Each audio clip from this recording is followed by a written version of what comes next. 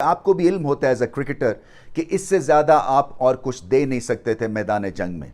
पाकिस्तान से जो एक जनरली गिला शिकवा रहता है वो यही कि बहुत जल्दी से बग़ैर कम्पीट किए हुए, चैलेंज किए हुए, फाइट किए हुए ये हाथ खड़े कर देते हैं, ख़ास तौर पे अवे टूर्स पे। मगर इस दफ़ा जान दिखी, कमिटमेंट दिखी और फाइट दिखी, और एक ऐसी टीम से हम बहुत कुछ मांग रहे थे, इसलिए ऑड्स इनके अगेंस्ट स्टैक हुए थे कि 90 ओवर्स का खेल ये खेल जाएंगे।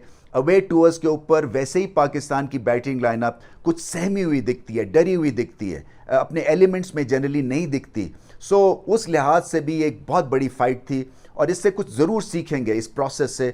और ऐसी फाइट से टीम भी इकट्ठी हो जाती है, क्योंकि आप मैच तो हार गए मगर कई डिफीट से आपको लेसन मिलता है और बॉन्डिंग आपकी बहुत अच्छी हो जाती है, क्योंकि हर एक ने एक कॉज के लिए फाइट की, वो था कॉज के मैच बचाना है पाकिस्तान के लिए।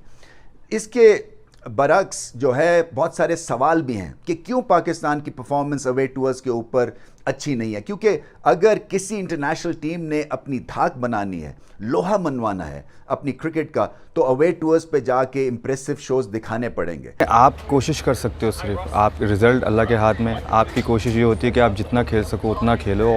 था किसी के लिए वो बस अज़हर अली के साथ हमारी जो 4 डे गेम था, हम लोग जब खेल लेते तो उधर हम कहीं गए हुए थे, तो उधर एक बात हुई थी। अज़हर अली ने पता नहीं क्या था उनके दिमाग में, तो उसने ये कहा था कि कहते हैं भैया अगर आप 100 करोगे तो ऐसी सेलिब्रेशन करनी है। तो शायद वो उसकी कबूलियत का वक्त था, अल्लाह ताला ने वो कबूल करवाया। और मुझे याद आया तो उनके लिए ये की थी कि लाइक आपने मुझे बोला था और उन्होंने मुझे बेस्ट विशेस दी थी। देखें, जितना आप डोमेस्टिक खेलते हो तो आपको देखें हर डे आप कुछ ना कुछ सीखते रहते हो, हर दिन आप कुछ ना कुछ सीखते हो, और आज भी कुछ ना कुछ नए सीख के ही जाएंगे। चाहे आप 100 करो, चाहे आप 150 करो, चाहे आप 0 पे आउट हो, चाहे आप 50 करो।